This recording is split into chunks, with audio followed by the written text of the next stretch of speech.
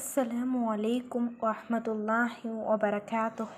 أعوذ بالله من الشيطان الرجيم. بسم الله الرحمن الرحيم. يا أيها الناس اتقوا ربكم الذي خلقكم الذي والنفس الواحدة وخلق منها زوجها وبث منهما رجالا كثيرا ونساء واتقوا الله الذي تساءلون والأرحام إن الله كان عليكم رقيبا. நான் இப்போ உங்கள் முன்னாடி உள்ளத்தில் வெளிப்படக்கூடிய நோய்களில் ரொம்ப மோசமான நோயில் முதலாக இருக்கக்கூடிய பொறாமையை பற்றி தான் பார்க்க போகிறோம். இந்த பொறாமை அப்படின்னா என்ன? ஹசத் அப்படின்னு சொல்லி சொல்கிறாங்க. பொறாமைப்படக்கூடியவங்க கிட்ட இருக்கக்கூடிய ஒரு அருள் அவங்கள விட்டு நீங்கிடணும், அந்த அருள் அவங்கள விட்டு நீங்க என்கிட்ட வந்துடணும் அப்படின்னு சொல்லி நினைக்கிறது தான் பொறாமை. இப்போ உதாரணமாக ஒருவர் பணக்காரராக வசதியானவராக இருக்கிறாரு, ஆனால் அவரை நினைக்கிறவங்க, அவங்க பார்த்து நினைக்கிறவங்க எப்படி நினைப்பாங்க? இவங்க அல்லாஹுடைய அருள்னால சிறப்பாக இருக்காங்க, அல்ஹம்துலில்லாஹ் அப்படின்னு சொல்லி நினைப்பாங்க. ஆனால் பொறாமைப்படக்கூடியவங்க எப்படி நினைப்பாங்கன்னா, இவங்களுக்கு மட்டும் எப்படி இந்த மாதிரி அருள்லாம் கிடைச்சிது, நமக்கு இல்லையே, இவங்களுக்கு இந்த அருள்லாம் இல்லாமல் நமக்கு இந்த மாதிரி அருள், வசதியானவா, நம்ம கார் பங்களான்றதை எப்படி இருக்கும்னு நினைக்கிறாங்க. இந்த மாதிரி நினைக்கிறது தான் பொறாமை. இப்போ ஒருத்தங்க கார் வாங்கி பங்களா கட்டி 3 மாடி அப்படி 4 மாடின்னு இருக்கும்போது அப்போ நம்ம நினச்சிக்கணும், அல்ஹம்துலில்லாஹ் அழகாக இருக்காங்கன்னு நினைக்கணும். அதை விட்டுட்டு இவங்க 3 மாடி கட்டியிருக்காங்களா, சரி அப்போ நம்ம 4 மாடி கட்டுவோம், இவங்க 4 மாடி கட்டுறாங்களா 5 மாடி கட்டுவோம், 2 கார் இருக்கா 4 கார் வாங்குவோம் அப்படின்னு சொல்லிட்டு அவங்களுக்கு சமமாக நம்ம போட்டி போட்டு செய்கிறது தான் பொறாமை.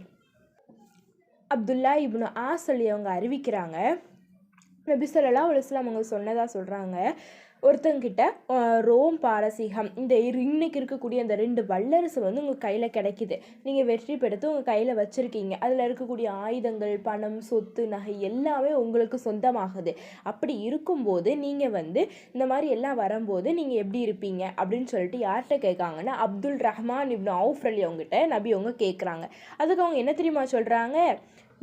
யா ரசூலல்லா, அல்லாஹ் ஏவியதை நாங்கள் செய்வோம், அல்லாஹ்வை புகழ்வோம், அல்லாஹ்வை துதிப்போம் அப்படின்னு சொல்லி சொல்கிறாங்க. அவங்க இந்த மாதிரி அந்த எவ்வளோ பெரிய நாடு, அந்த எவ்வளோ பெரிய வல்லரசு அது கிடைத்தாலும் கூட அவங்க என்ன செய்கிறாங்க? அல்லாஹ்வை போற்றுவோம், அல்லாஹ்வை துதிப்போம்னு சொல்கிறாங்க. சுப்ஹான் அல்லாஹ். ஆனால் இப்போ இருக்கவங்களாம் இந்த மாதிரி வல்லரசு கிடைச்சா என்ன செய்வாங்க மக்களே? நம்மளும் இதே போல் துதிக்கணும் அல்லாஹ் ஒருத்தனை. இந்த மாதிரி பொறாமையெல்லாம் எழுறதுக்கு ரொம்ப முக்கியமான காரணம் என்ன அப்படின்னா, உலக விஷயங்களில் போட்டி போடுறது தான். இது வரைக்கும் நம்ம உலக விஷயங்களில் பொறாமைப்படுறதை பற்றி பார்த்தோம், அது ஒரு பகுதி. இன்னொரு பகுதி இருக்குது, அது என்னென்னா மார்க்க விஷயங்களில் பொறாமைப்படுறது. அது எப்படின்னா, இப்போ ஒருத்தவங்க நல்லா படிக்கிறாங்க அப்படின்னா இவங்களை விட நம்ம நல்லா படிக்கணும் அப்படின்னு நினைக்கிறது என்னது? போட்டி போடுறது. ஆனால் இவங்களை நல்லா படிக்க விடாமல் நம்ம நல்லா படிக்கணும் அப்படின்னு நினைக்கிறது தான் பொறாமை. அதே போல் இவங்க சதக்கா கொடுக்கறதுலையும் ஒருத்தங்களுக்கு மார்க்க ஞானம் இருக்கிறதையும் நம்ம பொறாமைப்படலாம். அதை தவிர மற்ற எதுலேயுமே நம்ம பொறாமைப்படக்கூடாது அப்படின்னு சொல்லிட்டு நபி அவங்க சொல்லியிருக்காங்க. அடுத்ததாக உமர் இப்னு கத்தாப் அலி அவங்க சொல்கிறாங்க, நபி ஸல்லல்லாஹு அலைஹி வஸல்லம் அவங்க யார்கிட்ட? உமர் அலி அவங்க, அபூபக்கர் அலி அவங்க எல்லார்ட்டையும் நீங்கள் சதக்கா செய்யுங்க அப்படின்னு சொல்லி சொல்கிறாங்க.